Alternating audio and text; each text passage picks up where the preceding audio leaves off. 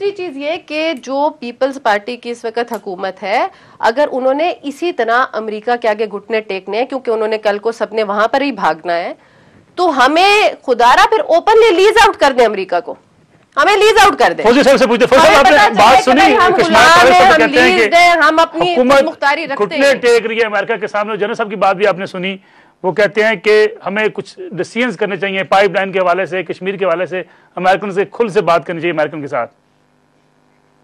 ہم تو negotiating position میں ہی نہیں ہیں. فوزی صاحب آپ ہماری آواز آ رہی ہے اب تک؟ اب نہیں آ رہی. جی مجھے آپ کی آواز بالکل آ رہی ہے، واضح طور پر آ رہی ہے. آپ نے سوال کیا کیا ذرا آپ پھر سے کشمالہ طارق کہتی ہیں کہ حکومت گھٹنے ٹیک چکی ہے بالکل، اور کوئی حکومت جو اعلان کرتی ہے اس پہ پورا نہیں اترتی. جنرل صاحب کہتے ہیں کشمیر کے حوالے سے اور جو ہماری جو پائپ لائن ہے جو نیٹو کے فورسز کے حوالے سے، اس پہ ہم کھل کے سٹینڈ لیں، پاکستان کا موقف واضح کریں. پہلے تو میں ایک بات کہنا چاہوں گی، ابھی جنرل صاحب نے کہا کہ ہمیں اپنا نیوکلیئر سٹیٹس واپس دلا دے.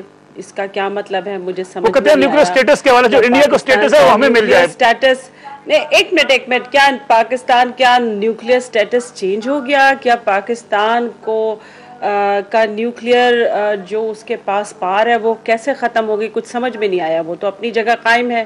پھر انہوں نے کشمیر کے حوالے سے بات کی اور انہوں نے کہا جی پانی کی وجہ سے ہمیں کشمیر کا مسئلہ حل کرنا چاہیے. جناب کیا ہم کشمیری کاز کو پانی کی وجہ سے کر رہے ہیں یا اپنی دو قومی نظریے کی وجہ سے کر رہے ہیں؟ پلیز درست کریں ان چیزوں کو. اس طرح کی مس لیڈنگ گفتگو کرنا میرے خیال میں زیادتی ہے. جس عہدے پہ اور جس منصب پہ وہ ہیں ان کو انتہائی سمجھداری سے اپنی گفتگو کرنی چاہیے. دوسری بات یہ کہ گھٹنے ٹیک دیے، معاف کیجیے گا کس بنیاد پہ یہ کہہ رہے ہیں کہ گھٹنے ٹیک دیے گئے ہیں؟ جتنی اپولوجیٹک اس وقت یونائٹڈ سٹیٹس پاکستان کے ساتھ ہے اس سے پہلے کبھی بھی نہیں تھی.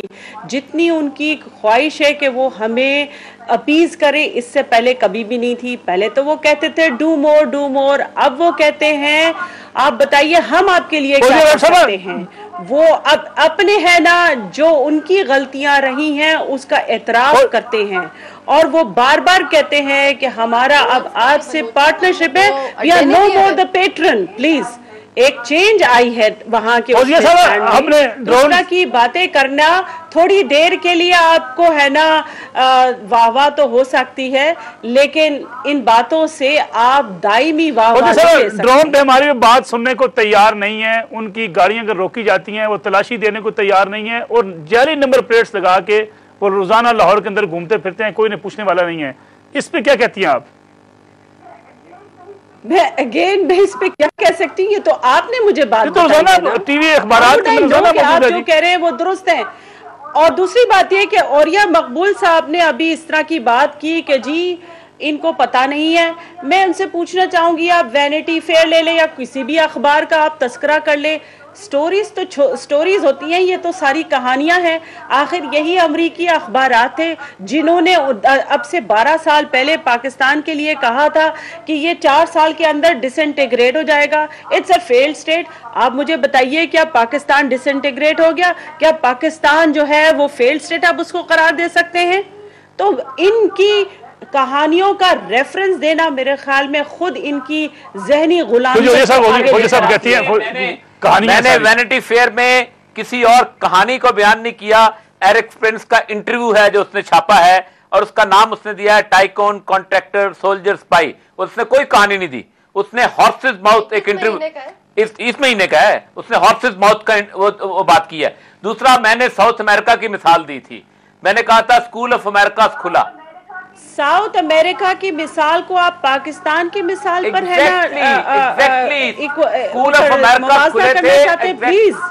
پلیز آپ پاکستان کی مثال وینیزویلا اور برازیل سے نہ دیں. ایک منٹ میں پہلے یہاں ایک بات واضح کر لوں.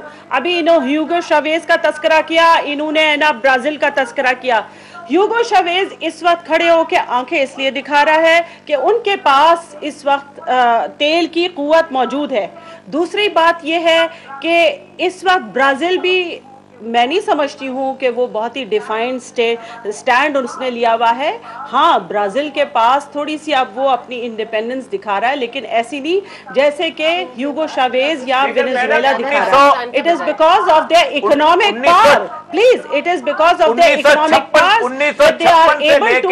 1956 سے لے کے 1988 تک جب تک امریکہ کے وہ ہمیں گھٹنے ٹیکے رہے, نہ وہ اکنامک پاور بن سکے, نہ وہاں امن آ سکا, نہ وہاں سکون ہو سکا, وہاں پر نہ ڈیموکریٹک گورنمنٹس آ سکی.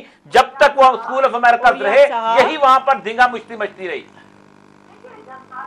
دیکھیے جذباتیت سے کام لینا بہت آسان کام ہے, میں بھی جذباتی باتیں کر سکتی ہوں, لیکن بات یہ ہے کہ وینزویلا کے پاس ہے تیل, اور تیل کے بعد انہوں نے اپنی اس پوٹینشل کو ریئلائز کیا اور وہ فائٹ کر رہے ہیں. کاش ہمارے پاس بھی ایسے ریسورسز ہو جائیں. وینیزویلا اور برازیل کی زیادہ انفارمیشن ہے, اور آپ کی اطلاعات جو انہوں نے کہا ہے کہ مجھے تو پتہ ہی نہیں ہے, پاکستان کی انٹرنل اطلاعات ان کے پاس نہیں ہے کہ بلیک واٹر گھوم رہی بدلی جا رہی ہیں, امریکی لوگ ہیں, انہوں نے کہا میں نے تو آپ کے منہ سے بڑی اہم جاری, بڑی امپورٹنٹ بات ہے, وہ she is well informed about Brazil and Venezuela. چھوٹی سی اور بریک لینی ہے, بریک کے بعد پھر واپس آئیں گے اور اپنے آخری سیگمنٹ میں اسی آج کے ٹاپک کو وائنڈ اپ کرنے کی کوشش کریں گے. لیتے ہیں چھوٹی سی بریک, واپس آتے ہیں.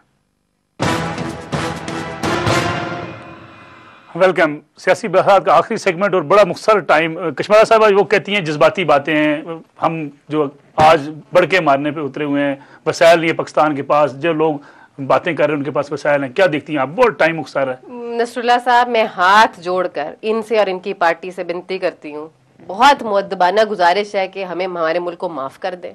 اور جنرل صاحب نے جو بات کی تھی کہ اپنی ذاتی نوکری کے علاوہ ملک کا بھی سوچ لیں, کوئی مورل گراؤنڈز پہ سوچ لیں. اس ملک کے لوگ جو نہتے, جو بے قصور, جو معصوم مرتے جا رہے ہیں, جو اس آگ کے اندر لپیٹے ہوئے, ان کا کچھ خیال کر لیں اور کم از کم سچ کو تسلیم کر لیں, بڑائی ہوگی. اور یہ جو سارے ہم اسی ملک کے باشندے ہیں تمام کے تمام, آپ سارے مل کے اس کا کوئی حل سوچیں اور ان کے آگے گھٹنے نہ ٹیکے, نیگوشیٹ کریں, ہارڈ نیگوشیٹر بنے. یہاں پہ سمپل سی بات ہے, اس وقت آپ کو کچھ پہچان نہیں ہے کہ کون کس طرف سے وار کر رہا ہے اور کیسے لڑ رہا ہے.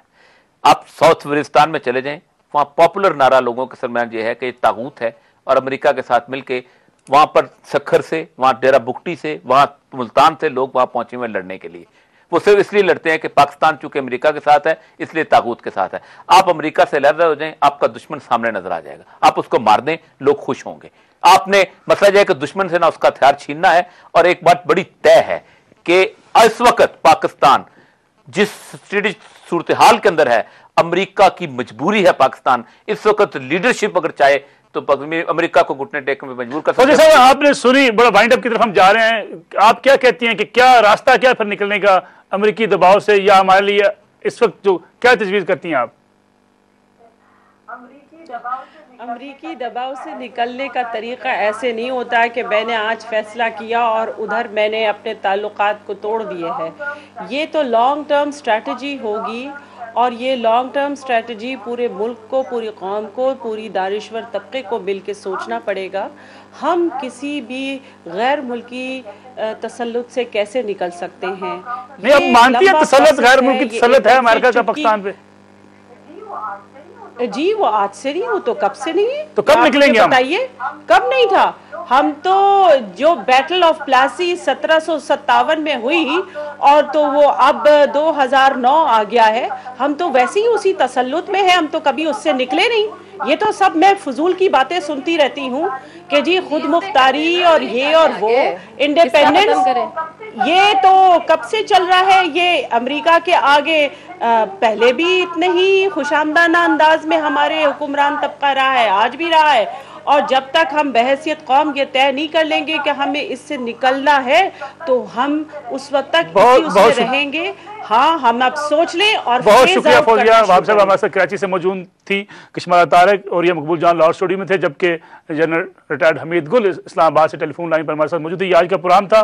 بہرحال پاکستان کو اگر زندہ و سلامت رہنا ہے تو اس غیر ملکی تسلط سے ضرور نکلنا پڑے گا. سیاستدان فیصلہ کریں, عوام اور حکمران فیصلہ کریں, لیکن یہ فیصلہ بالآخر کرنا پڑے گا. السلام علیکم. پروگرام تک کے لیے اجازت دیجیے. اللہ حافظ.